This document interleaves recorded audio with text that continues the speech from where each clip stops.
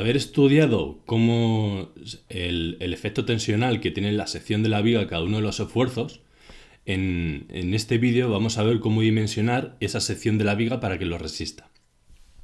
El proceso es siempre el mismo. Tenemos una primera parte donde diseñamos nuestra estructura, tenemos pues el diseño que cubre las condiciones que tenemos de apoyo, las cargas que va a resistir, hacemos nuestro diseño, después tenemos que calcular todos los esfuerzos que tienen, que al final es una traducción de las cargas y la tipología estructural que hemos diseñado, y ya con estos esfuerzos podemos dimensionar cada parte de la estructura.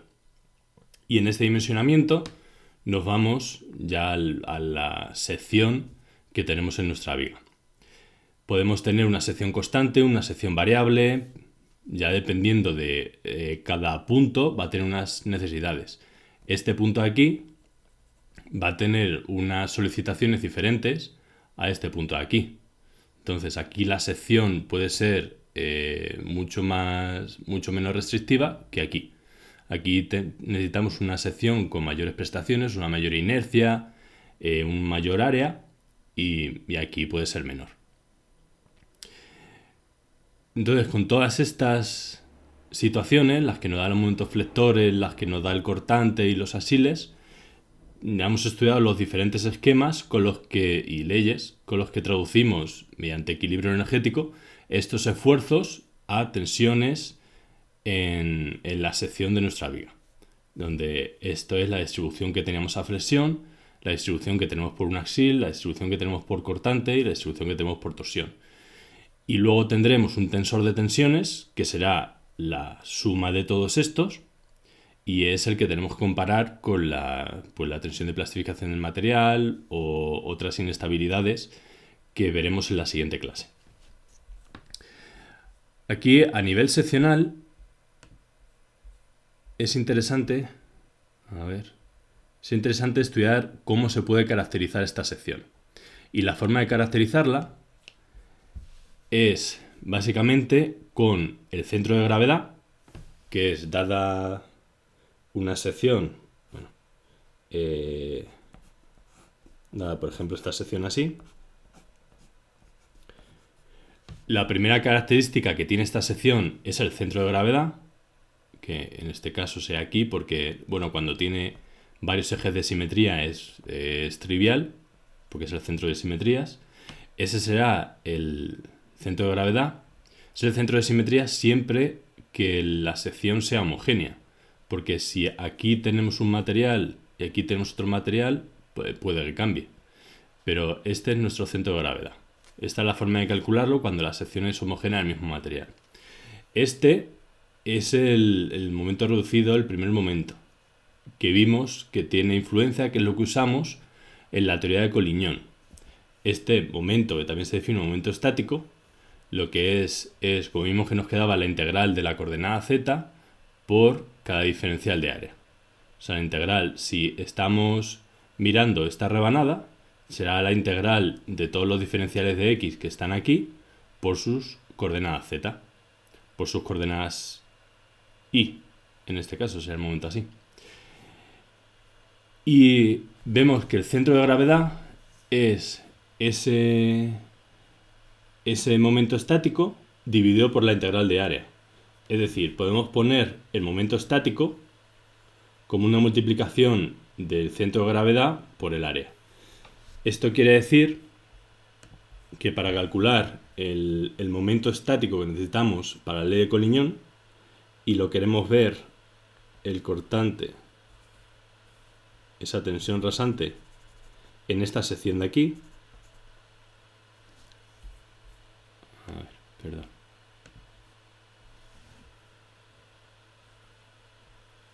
En esta.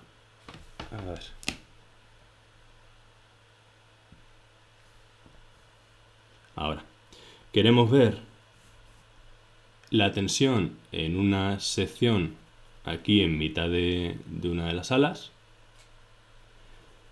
Pues vamos a evaluar la tensión rasante en esa sección de aquí.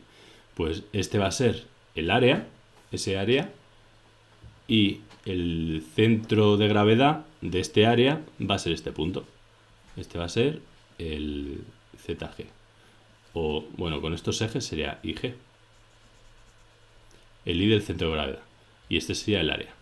Pues este área por este I del centro de gravedad, que va desde el centro de gravedad de este área hasta el centro de gravedad de la pieza entera, sería nuestro momento que tendríamos. Y esta es la única característica variable, este momento estático. Pero bueno, es simplemente eso, simplemente el centro de gravedad por su área. Y el centro de gravedad de toda la sección, pues eso sí permanece constante. Aquí, esto para calcular los momentos de inercia, esto ya lo habéis visto en otras asignaturas, incluso en el instituto, cómo calcular los momentos de inercia. Pues bueno, vamos a tener momentos de inercia dependiendo de los ejes que tengamos. Si aquí vamos a tener esta sección,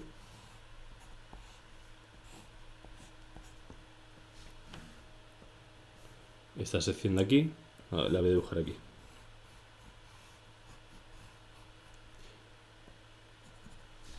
Perdón. Ahora, esta sección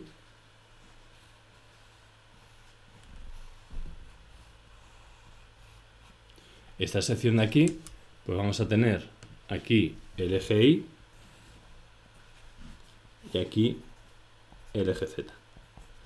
Y el eje X va a ser el longitudinal a nuestra estructura. Nuestra estructura seguiría así. Y ese sería el eje X. Y esto depende de la orientación que tenga la propia viga.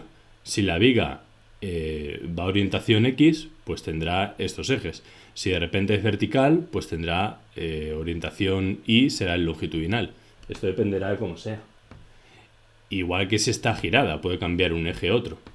Pero aquí en este caso, si tenemos un momento con respecto al eje Z, la inercia que necesitamos será la inercia Z, la inercia con respecto a este eje.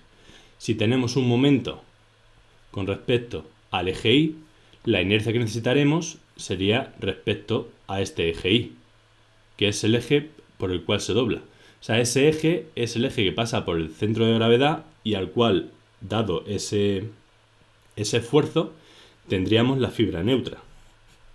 Si es así, sería este punto de aquí. Entonces, si estamos girando con respecto a este eje, pues de esa forma serían diferentes ejes para diferentes momentos de inercia. Pues aquí en este caso tendríamos un momento de inercia para Y y otro momento de inercia para Z. Si el giro lo tuviéramos con respecto al eje X, lo que tendríamos sería una torsión y tendríamos el momento de inercia torsión, que también lo vimos. Y como también hemos visto, al final son características geométricas que salen del equilibrio energético. Y luego se pueden sumar. Podemos tener un momento en Z, un momento en Y y un momento en X. El momento en X nos genera un torsor, este nos genera un flector con respecto al eje Z y esto nos genera otra flexión con respecto al eje Y. Entonces, por ejemplo, si tenemos una flexión con respecto a Z y otra flexión con respecto a Y, este punto va a tener la máxima tensión del flector en Z y la máxima tensión del flector en Y. Entonces la tensión aquí, en la dirección X, va a ser la suma de uno y otro.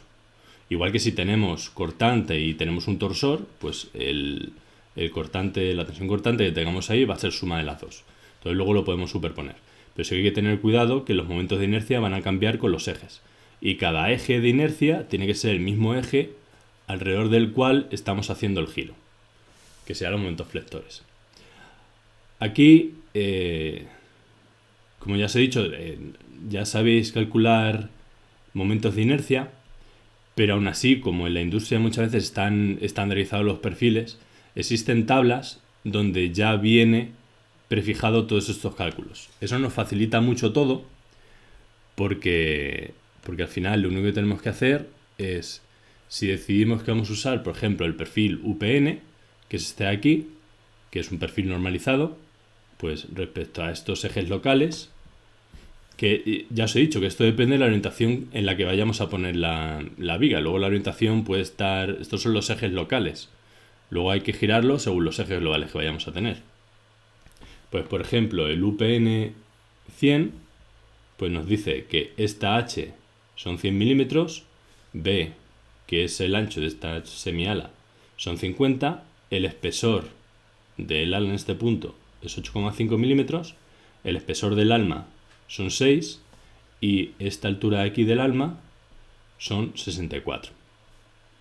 Luego ya veremos esta altura y este espesor lo vamos a usar en la próxima clase para calcular la bolladura. El área de toda esta sección, este es el peso propio. Esto quiere decir que estos son newton por metro, pues si vamos a tener 10 metros de este perfil, pues va a ser 10 por 106, una carga distribuida de 106 newton metro durante 10 metros. Que eso es la Q que hemos usado siempre. Y este es el momento de inercia con respecto a I y el momento de inercia con respecto a Z.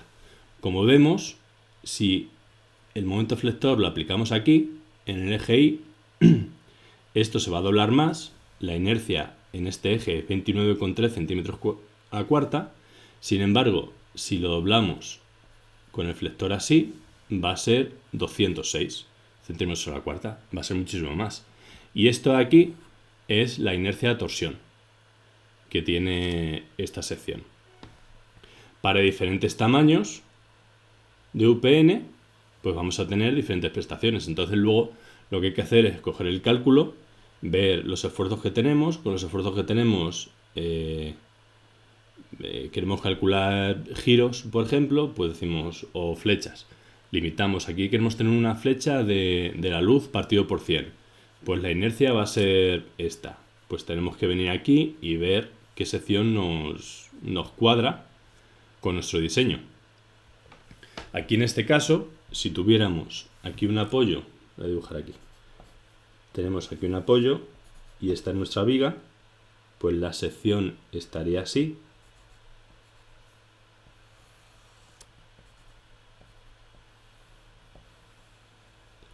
Esta sección estaría así. Si cargamos aquí,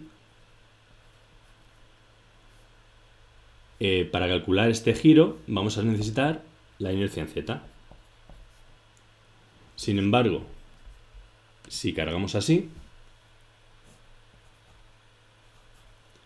si cargamos en esta dirección, para calcular el giro y la flecha vamos a necesitar la inercia en Y, porque son los diferentes ejes en los cuales se nos va a generar el momento. En el rojo se nos va a generar un momento así y así. Sin embargo, con el azul se nos va a generar un momento así y así, en diferentes ejes. Y eso es con lo que hay que tener cuidado. Hay que saber que estos son ejes locales, que luego dependerá de la orientación que tenga nuestra estructura.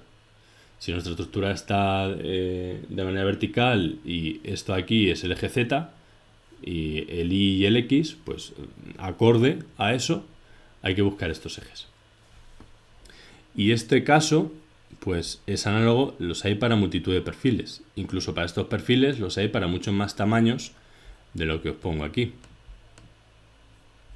Y por ejemplo estos son los IPE, que estos ya son muy usados, que igual tenemos el espesor de las alas, el espesor del alma, la altura del alma, la altura total, el peso propio que tiene por unidad de longitud, el momento de inercia según el eje Z y la inercia de torsión. Esto es la inercia de alabeo, que eso lo veréis más adelante en la carrera, igual que estas W. Y es eso, es buscar, dado los esfuerzos que tenemos, pues buscar qué sección se adapta mejor a nuestras circunstancias, para ver, tanto si queremos calcular la tensión que tenemos, que esto era el momento por la I partido de la inercia, pues si queremos ver la tensión que tenemos, pues tenemos que buscar la inercia. Vamos a tener, como el momento es externo dado por las cargas, es un esfuerzo, pues vamos a ver para la inercia, pues la tensión, si cogemos una IP100, la inercia con Z será 171. Sin embargo, si cogemos un IP180, la inercia con respecto a Z es 1320. Entonces, en este perfil de abajo, la inercia es mucho mayor y la tensión será mucho mayor, será mucho menor. Y esta ahí será, si el centro de gravedad está aquí, pues I máximo será H medios. En el primer caso de la IP100, H son 100, entonces I serían 50. Y en el caso de la IP180, pues I sería 90. Sería un poco menos del doble. Entonces, I, la tensión que teníamos aquí, vendría condicionada con I, que sería el doble para la sección mayor, pero sin embargo, la inercia está casi un orden de magnitud por encima. Entonces, la tensión con esta segunda sección va a ser mucho menor que esta aquí. Va a ser por lo menos 5 o 6 veces menor que en la superior. Entonces es lo que tenemos que jugar. Viendo igual que si hacemos la distribución, si tenemos esto aquí,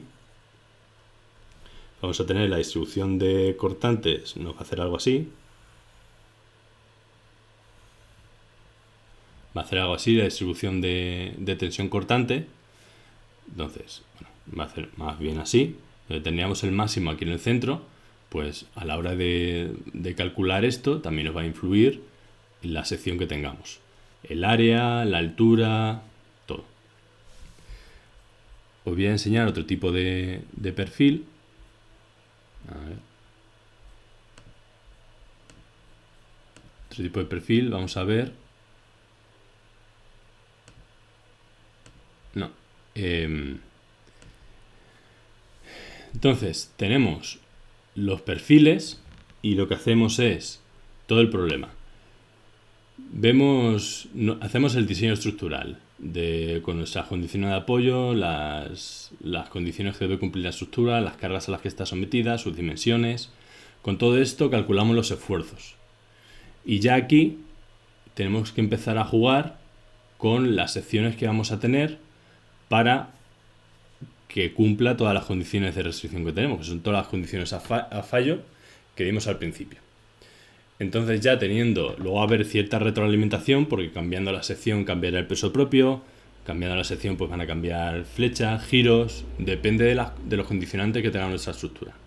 Pero eso ya es con lo que hay que jugar siempre.